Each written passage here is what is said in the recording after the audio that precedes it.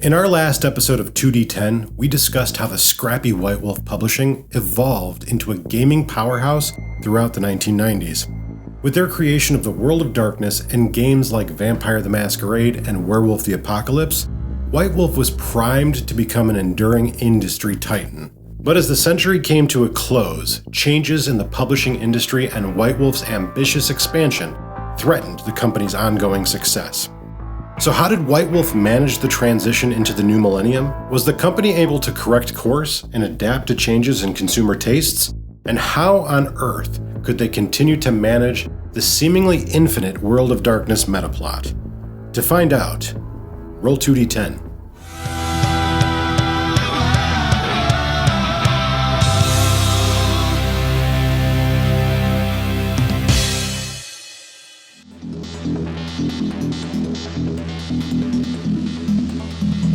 To address their size issue and allow them to produce less profitable content, White Wolf created an imprint called Arthouse to develop and publish their smaller second-tier games. Meanwhile, the publisher continued to develop an extensive World of Darkness metaplot to boost sales. I keep bringing up Metaplot. What does that mean exactly? Well, let's consult with someone who might know. Oh, pardon me, I hadn't seen you there. My name is Professor Powergamer, PhD. What is Metaplot? Metaplot is the overarching storyline that binds together events in a role-playing game. The term Metaplot came to popularity in the 1990s and typically refers to a world-spanning story that incrementally advances the timeline of the setting.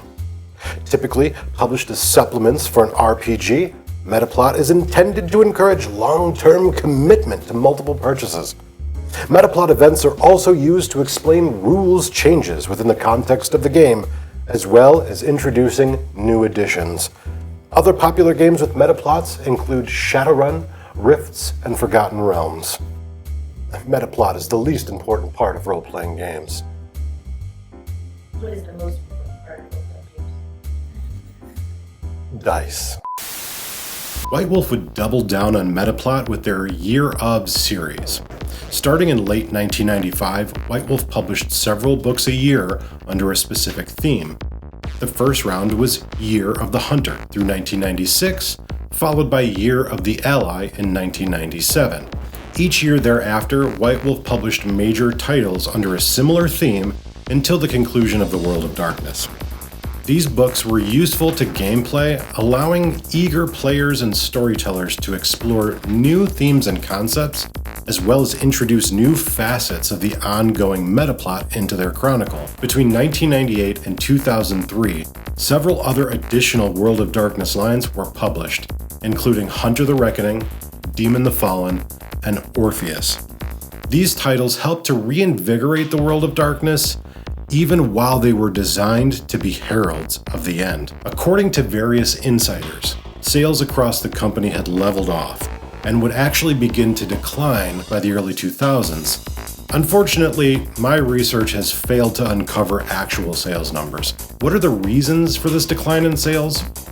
The conventional wisdom was that White Wolf had saturated the market and ballooned past profitability, thanks to a combination of their massive quantity of titles, overwhelming and complex metaplot, and a rapidly changing RPG market.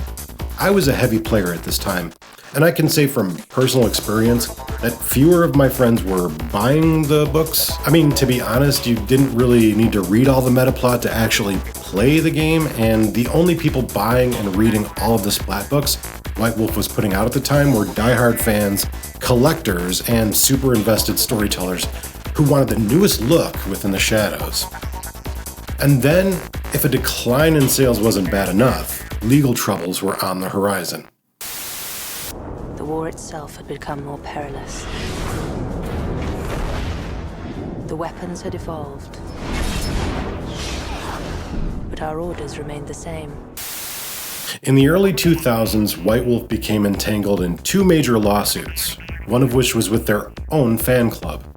According to the World of Darkness documentary, in 2003, after a turbulent few years, White Wolf disputed ownership of the name The Camarilla with its fan club. The details of the lawsuit are as murky as the World of Darkness metaplot. but it essentially comes down to disputes over copyright. Regardless of who sued whom, the Camarilla fan club lost in court and filed bankruptcy in 2003. Another high-profile suit was filed by White Wolf and author Nancy Collins against Sony Pictures in September of 2003, alleging 17 counts of copyright infringement for the film Underworld.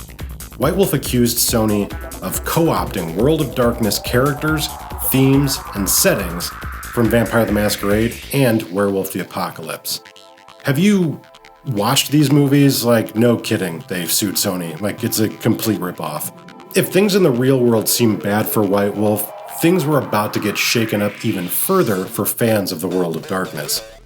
White Wolf did the unthinkable, bringing the entire metaplot of the World of Darkness to a literal apocalyptic finale in 2004. This was an unprecedented and almost incomprehensible move in gaming, and in media in general. So in 2004, the World of Darkness that fans had known and loved since 1991 wrapped. Initially, I was excited about the prospect of new material. While I was both sad and surprised to see the game end, I was initially quite interested in the new games coming down the pipeline.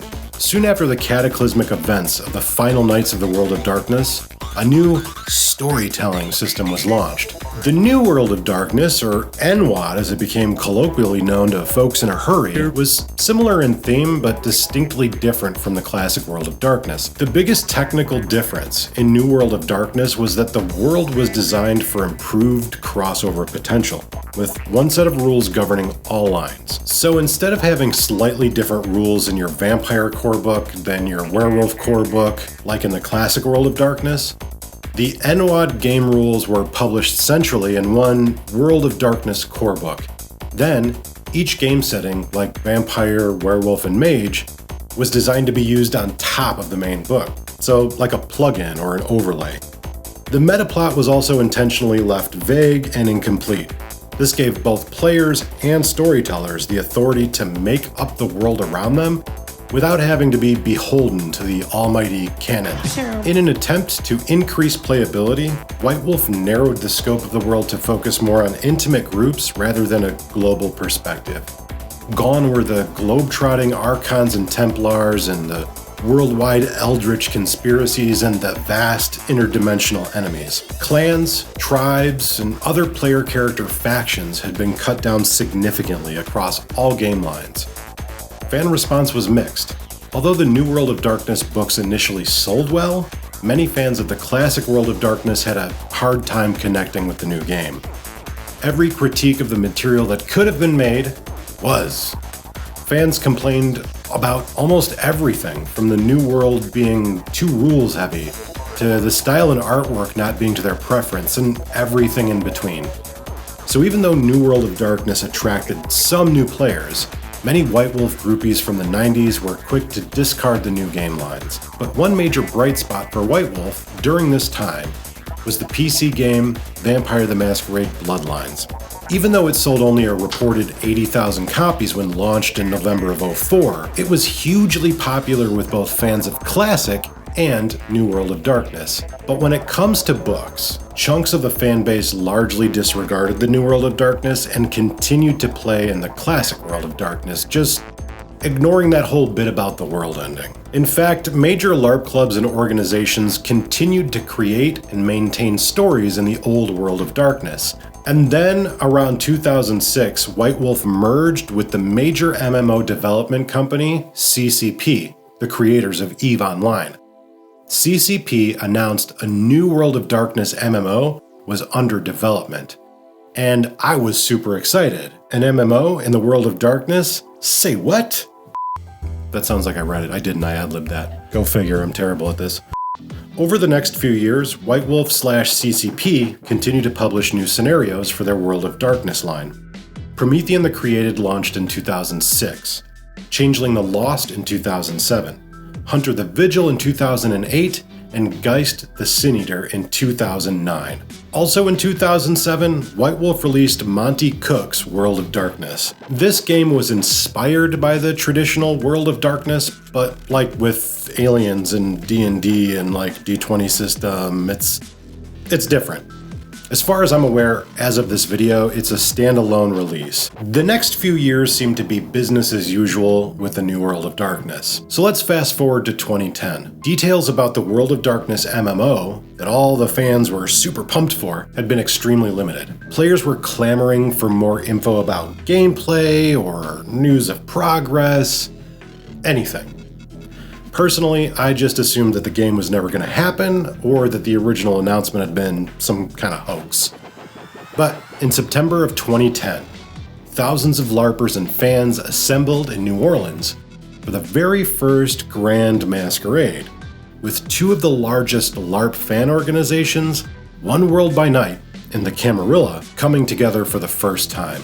It was at this event that White Wolf finally announced that the setting of the long-anticipated MMO would be the classic World of Darkness fans originally fell in love with. People basically lost their shit. I know at the time I was pumped to hear that my favorite clans and sects in the game that I've been playing would be returning in a massive, beautiful multiplayer online format. For the novice or new fan, I'm sure this created a ton of confusion though. As of the announcement, we now had 4 different World of Darknesses. There's the Mind's Eye Theater LARP version, the classic World of Darkness, which would be revisited in the MMO, commonly referred to as the Old World of Darkness, the New World of Darkness, home of Requiem, etc., and Mi'kmaq. Confusing. In just a few short years, radical change had besieged the World of Darkness. Fans were ravenous for this new era of their classic World of Darkness and the great potential it had to bring their beloved property back to the top in the 21st century. Was this the start of a great new era for White Wolf? Join me next week for the final episode of the history of the World of Darkness. Thanks for watching. Click the like button and then subscribe, and then there's a bell if you want notifications or whatever. Leave a comment if you want me to cover your favorite tabletop RPG print history, Metaplot, or anything else. I know these first 3 videos are about the World of Darkness, but I'm interested in many different RPG worlds.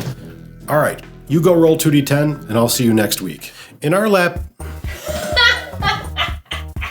I forgot to hit play. Another